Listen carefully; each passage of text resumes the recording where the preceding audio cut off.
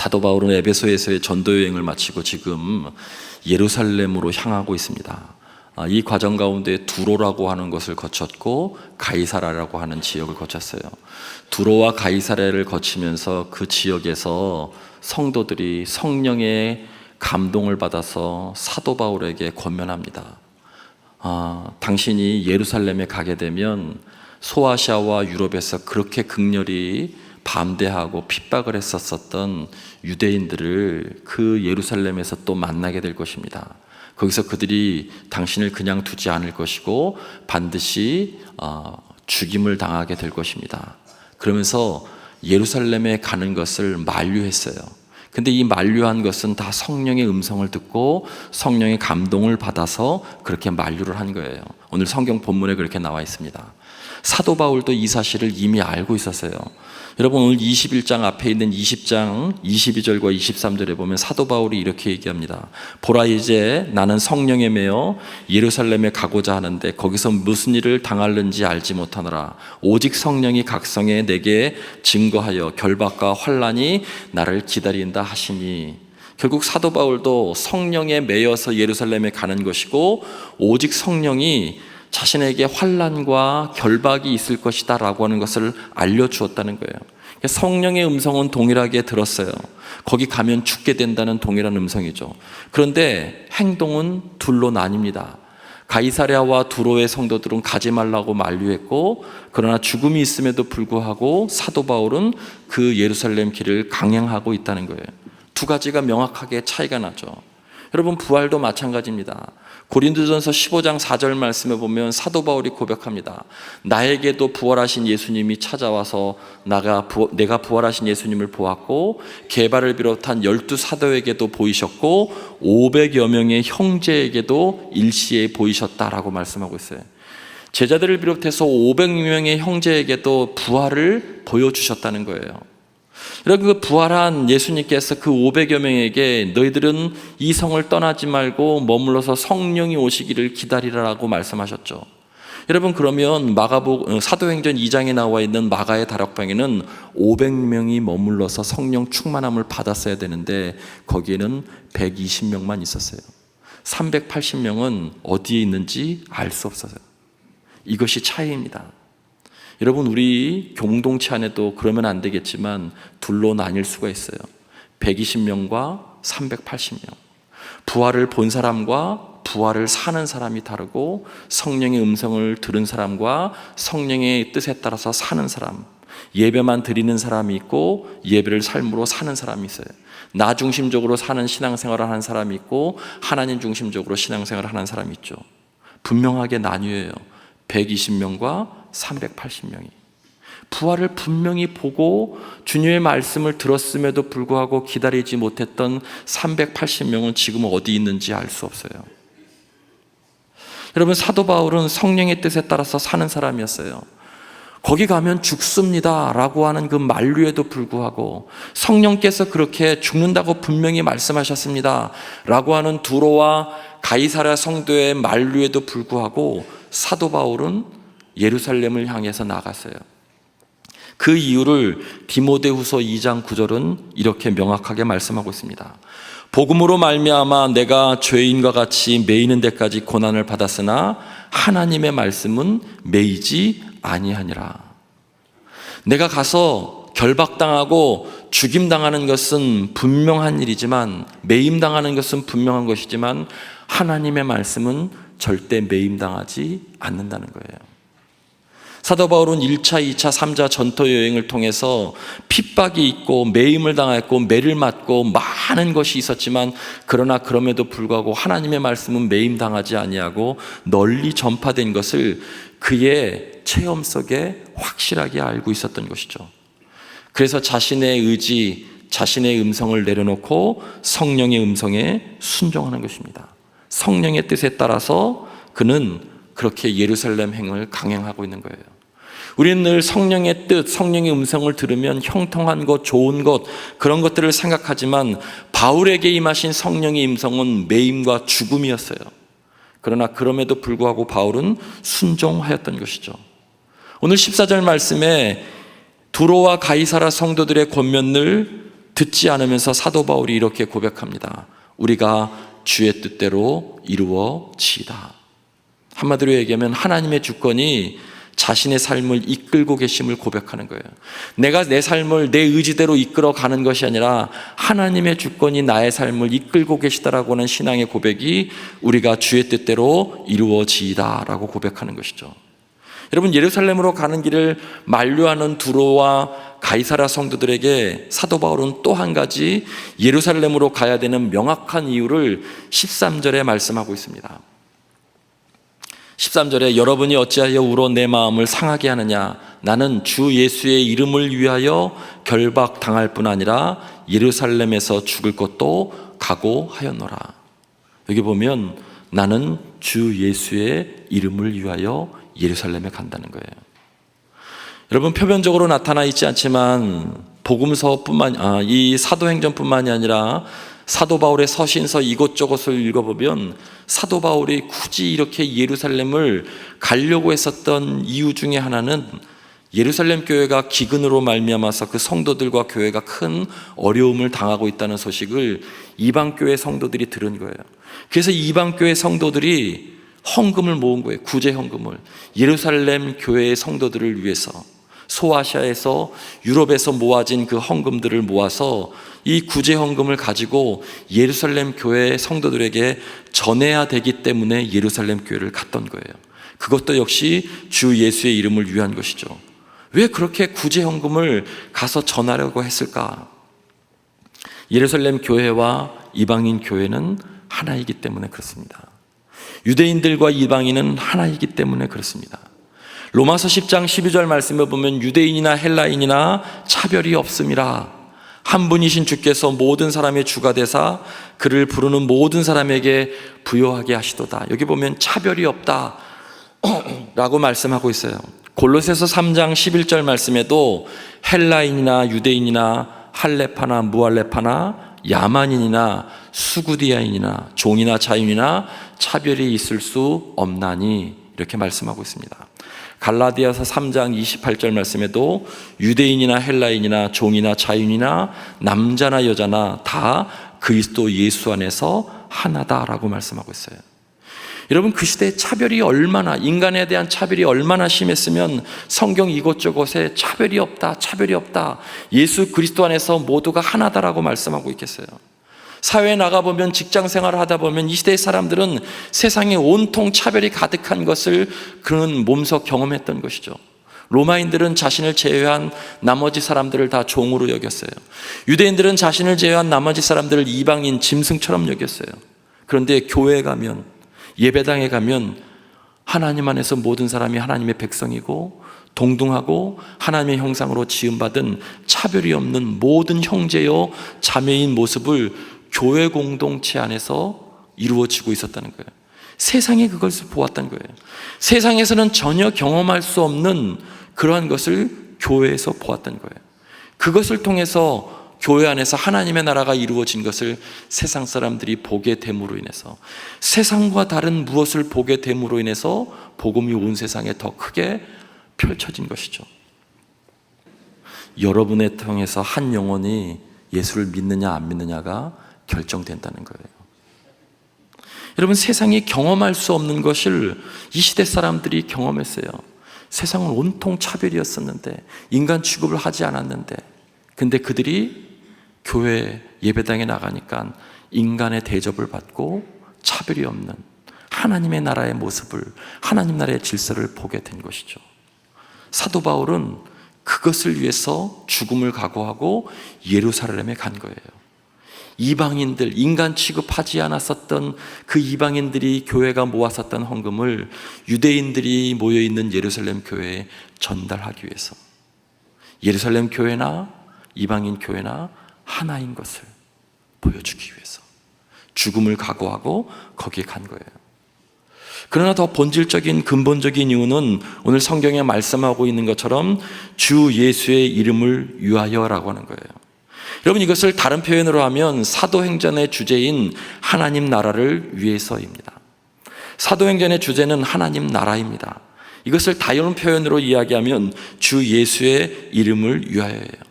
여러분, 사도 바울이 1차, 2차, 3차 전도 여행에 매 맞고 굶주리고 핍박당하면서 왜 복음을 전했는가? 주 예수의 이름을 위해서 전한 거예요. 사도행전에 예수의 이름으로 행해진 일들을 지금부터 여러분 찾으면서 살펴보겠습니다. 사도행전 2장 21절 말씀이에요. 자, PPT 화면을 보시죠. 자막을. 여러분, 여기에 보면 누구든지 주의 이름을 부르는 자는 구원을 받으리라 라고 말씀하셨어요. 주의 이름이 구원을 가져다 준다는 거예요. 사도행전 3장 16절 말씀에 그의 이름을 믿음으로 그 이름이 너희가 보고 아는 이 사람을 성하게 하였다라고 말씀하고 있죠. 치유했다는 거예요. 치유했다는 것. 예수 그리스도의 이름이, 그분의 이름을 믿고 그분의 능력을 믿었을 때 그것이 우리를 치유했다는 거예요.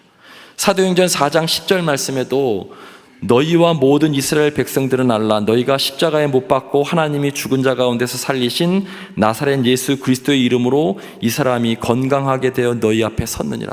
예수 그리스도의 이름이 여러분 치유해서 성하게 건강하게 했다는 거예요. 사도행전 16장 18절 말씀에 이같이 여러 날을 지나 바울이 심히 괴로워하여 돌이켜 그 귀신에게 이르되 예수 그리스도의 이름으로 내가 내게 명하노니 그에게서 나오라 하니 귀신이 즉시 나오니라. 그의 이름이 귀신을 쫓아냈다는 거예요. 귀신을 쫓아내고 치유하고 구원했었다는 것, 예수 그리스도의 이름으로 하나님의 나라가 이루어졌다는 것을 말씀하고 있어요. 예루살렘에 가는 이유도 예수 그리스도의 이름이 그 땅에, 그리고 마지막에는 온 세계의 중심인 로마에게까지 주의 이름이 온 땅에 퍼지게끔 하기 위해서, 전파되게끔 하기 위해서 예루살렘을 향하고 있는 거예요. 여러분, 이름이라고 하는 것에는 어떤 소원, 소명, 사명 같은 것이 담겨져 있어요.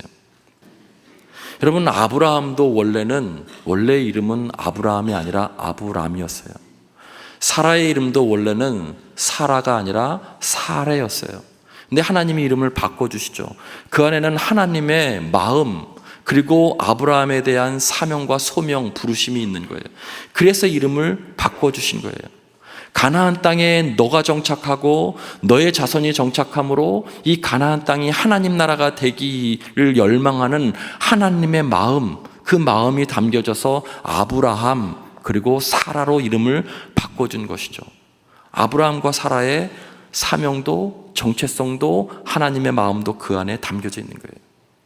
여러분, 구약 성경에 나와 있는 하나님의 이름이 많습니다. 우리 출애굽기 함께 나누었는데, 출애굽기에 보면 하나님은 이스라엘 백성들을 향해서 자신의 이름을 끊임없이 반복해요. 이스라엘 백성들이 불평하고 원망하고 그리고 낙담해 있을 때 나는 여호와라 라고 하는 말씀을 계속 반복해요. 나는 여호와라. 여러분, 이 여호와라고 하는 이름의 뜻에는 세 가지 뜻이 담겨져 있어요. 첫 번째 뜻은 나는 온 우주 만물을 창조한 창조주다라고 하는 뜻이 여호와라는 뜻이에요. 그 창조주 아버지 하나님이 우리가 살고 있는 역사를 주관하고 계신 역사의 주관자다라고 하는 것을 말씀하고 있는 것이 여호와라는 뜻이에요. 그 역사의 주관자이신 하나님께서 우리 인간 개인의 삶의 실존의 주권자다라고 하는 뜻을 담고 있는 것이 여호와예요. 그러니까 여호와라고 하는 그 이름의 뜻에는 창조주 아버지 하나님, 역사의 주관자이신 아버지 하나님, 나의 실존을 주관하고 계신 아버지 하나님, 이 모든 뜻을 담고 있어요. 여러분, 그래서 절망할 때마다, 그들이 낙담할 때마다, 그들이 불안할 때마다 나는 여호와라 라고 하는 얘기는 염려하지 말라는 거예요. 내가 창조자다. 염려하지 말라. 내가 이 역사를 주관하고 있다. 염려하지 말라. 내가 너의 삶의 주관자라는 거예요. 그래서 여러 가지 이름으로 또 말씀하시죠. 여호와 니시, 여호와 라파, 여호와 체바오트, 여호와 삼마 임마누엘. 하나님께서 승리를 주시고 우리의 사령관이 되어주시고 함께 하시고 우리를 치료해 주시는 그 하나님이시라는 거예요. 우리가 고백하고 있는 다윗이 고백한 시편 23편 3절 말씀에 보면 내 영혼을 소생시키시고 자기 이름을 위하여 의의 길로 인도하시는도다라고 말씀하실 때 자기 이름을 위하여라고 말씀한 거예요. 그럼 이것은 하나님의 이름을 걸고 라고 하는 뜻이에요. 자신의 명예를 걸고 나의 모든 이름을 걸고 나의 모든 것을 걸고 내가 너를 의의 길로 평강의 길로 인도하겠다라고 하는 하나님이 당신의 이름과 명예를 걸고 약속하시는 것이죠. 이 이름 안에는 하나님의 모든 것이 담겨져 있어요. 하나님의 능력, 하나님의 치유, 하나님의 평화, 하나님의 함께하심, 이 모든 것을 다해서 너희를 구원하시겠다라고 하는 거예요. 여러분, 우리를 존재케 하고 우리를 유지케 하는 것이 하나님의 이름 안에 있음을 여러분 믿으시길 바랍니다. 하나님의 주권 하에 우리가 살고 있는 거예요. 우리가 소유하고 있는 물질, 자녀, 힘, 지식, 이 모든 것이 하나님을 통해서 우리들이 얻게 되어진 거예요. 그리고 우리가 모든 것이 그분 아래 있으며 그분의 영광을 위해서 있는 것이죠. 그 뜻이 주 예수의 이름을 위하여라고 하는 거예요. 사도 바울은 그렇기 때문에 자신이 신앙 고백해요. 죽음을 불사하고도 내가 예루살렘을 가는 이유는 주 예수의 이름을 위하여. 자신의 신앙 고백이죠. 자신이 사는 목적, 자신의 소명, 자신의 사명이 주 예수의 이름을 위하여 이 말에 다 담겨져 있는 거예요. 이것은 사도 바울의 신앙 고백일 뿐만이 아니라 저와 여러분의 신앙 고백이에요. 우리의 신앙의 근본적인 그런 마지막 목적은 무엇이냐면 주 예수의 이름을 위하여 우리가 사는 존재, 그 사람들이 그리스도인 거예요. 우리는 우리를 존재케 하시는 그분께 헌신하는 것이죠. 사도 바울이 1차, 2차, 3차 전도여행은 무엇을 위해서 이렇게 핍박받고 고난받고 매임을 당했느냐? 무엇을 위해 것이냐? 주 예수의 이름을 위한 것이에요. 여러분, 이 주 예수의 이름을 위한 것을 한마디로 다 지금 요약하고 있는 것이 빌립보서 2장 9절로 10절까지 말씀이에요. 이 말씀 우리 함께 합독하겠습니다. 우리 자막에 나와 있습니다. 함께 합독합니다. 시작.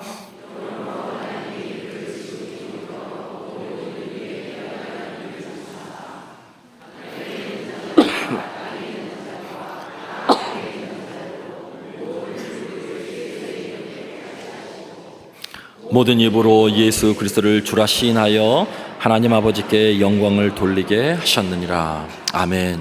여러분, 여기서 중요한 것은 모든이에요. 모든 사람에게 이름이 있다는 거예요. 저에게도 이름이 있고 여러분에게도 이름이 있어요.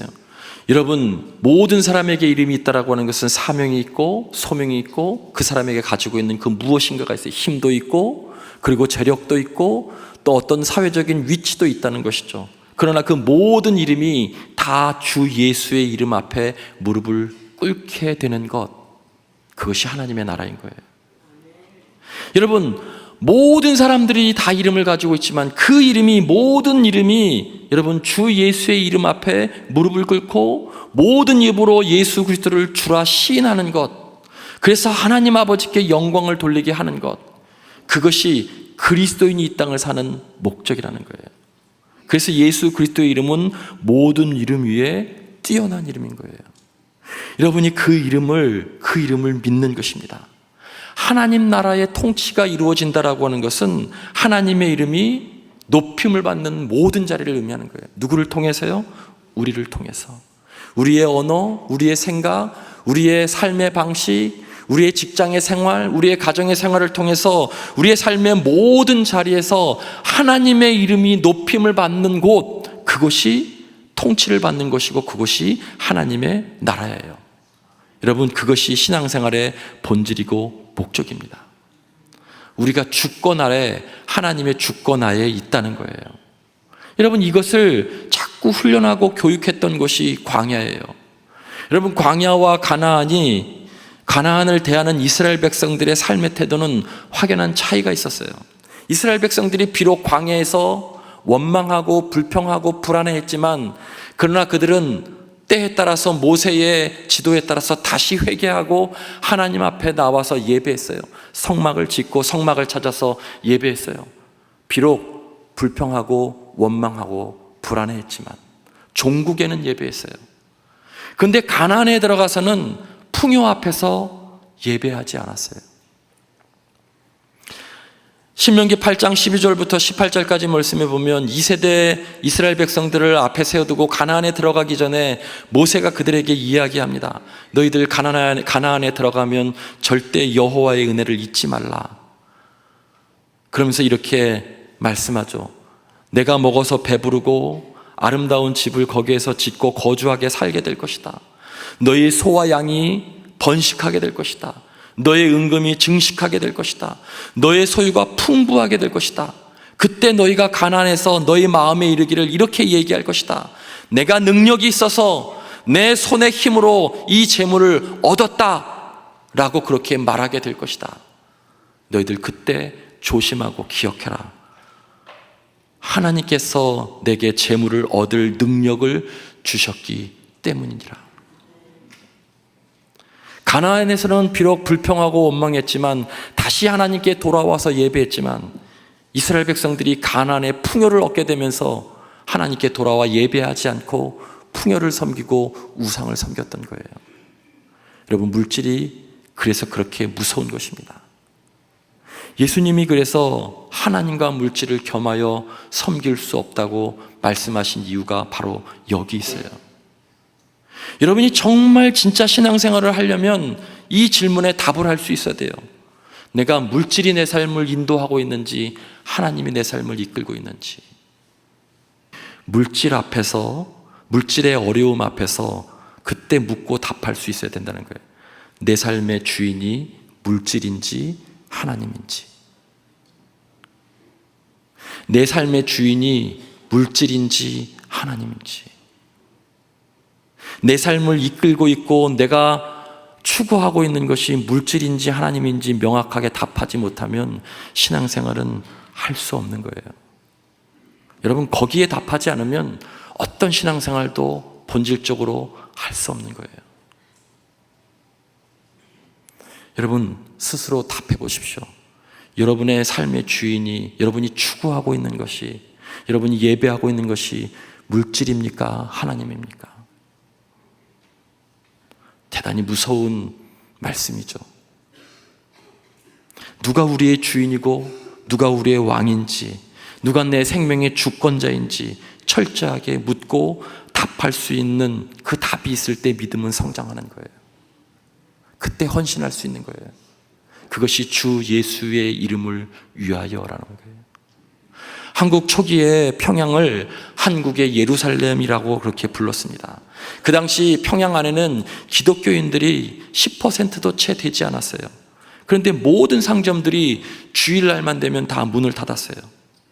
90%의 사람들이 예수를 믿지 않았음에도 불구하고 10%도 채 되지 않는 그리스도인들이 주일날만 되면 문을 닫았던 거예요. 그래서 그것을 따라하면서 많은 사람들이 문을 닫았어요. 물질의 주인이 하나님이 주인이시지 물질이 주인이 아니라고 하는 것을 신앙의 행위로 보여주는 것이 주일날 문을 닫는 거예요.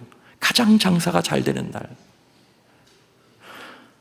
그 가장 장사가 잘 되는 그날에 돈을 벌고 못 벌고가 내 삶을 이끄는 것이 아니고 하나님이 내 삶을 이끄는 것이다라고 하는 것을 신앙으로 표현한 행위가 주일날 문을 닫는 것이었어요. 믿지 않는 사람들도 따라서 그렇게 닫았죠.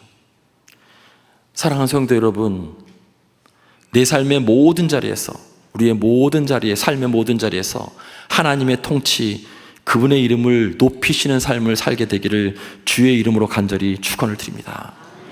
주 예수의 이름을 위하여. 사도 바울의 신앙 고백이에요. 사도 바울의 존재의 목적이에요. 이것은 그리스도인의 존재의 목적이기도 합니다. 우리 그리스도인들은 그분의 능력, 그분의 이름에 힘입어서 사는 존재예요. 그분을 높이면서 사는 존재예요. 그 이름에 힘입어서 고난도 당당히 맞서는 존재가 그리스도인입니다. 다시 본질로 돌아가서 내가 주의 이름을 높이는 그런 삶을 살고 있는지 다시 한번 묻고, 우리의 삶의 자리에서 주의 이름을 높이는, 주의 구원의 능력, 치유의 능력, 주의 놀라운 능력이 내 삶에 일어나기를 주의 이름으로 간절히 축원을 드립니다.